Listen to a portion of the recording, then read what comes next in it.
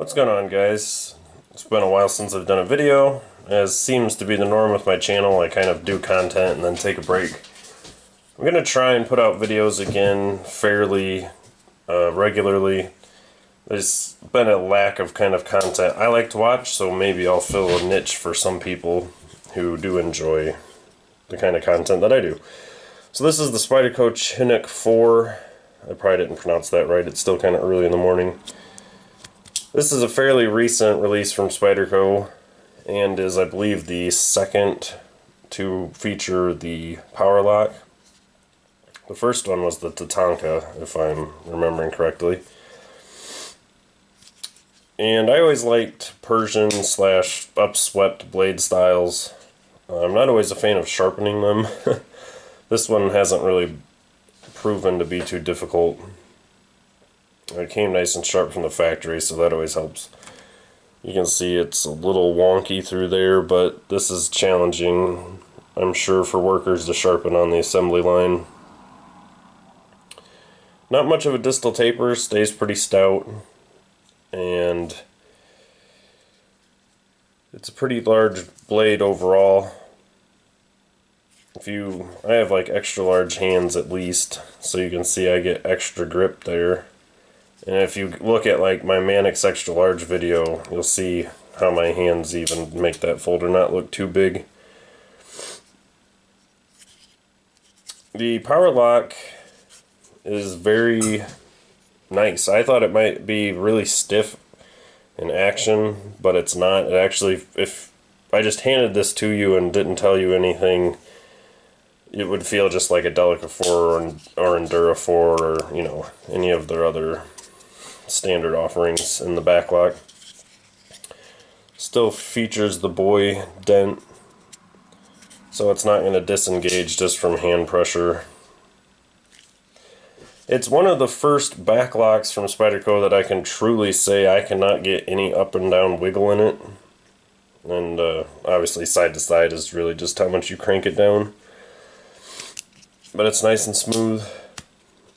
Failed to that flick. So the ergonomics are really nice. It's pretty thin profile.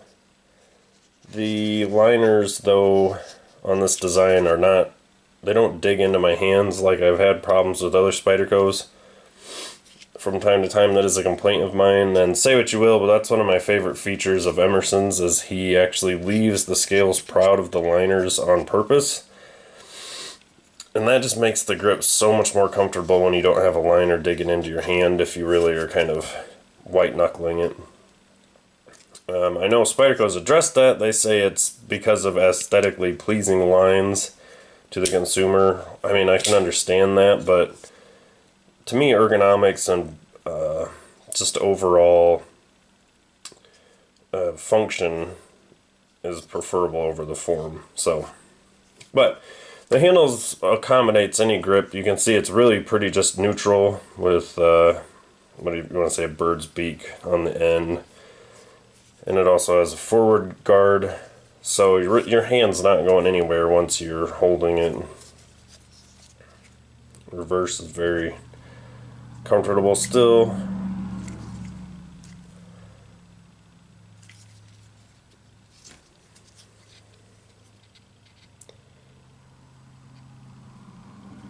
These are made in Seki City, Japan, but they feature CPM S30V. Again, I need to brush up on my Spyderco knowledge, but I think this is one of the first knives to feature US steel on their Japan-made folders. There's not been a ton anyways, but I think they're talking about doing more again. So, try and kind of show you the Powerlock. You can see it hinges in between here, so basically this piece wedges this other piece down when it's engaged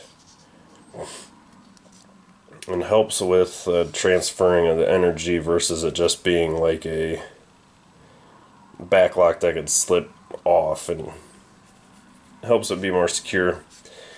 Versus the triad lock, I don't know, but I think that's kind of arbitrary, I guess, for the most part. it's secure enough. I would trust it if I had to use it for self-defense, which is what Keating kind of has designed these for with his style. I know he specifically has designed this upswept blade to also be for like hooking and controlling of opponents. I would say the lock feels secure enough that I'd trust it for such stuff. But yeah, very smooth. Nice design overall. G10's good level of grippiness without being harsh.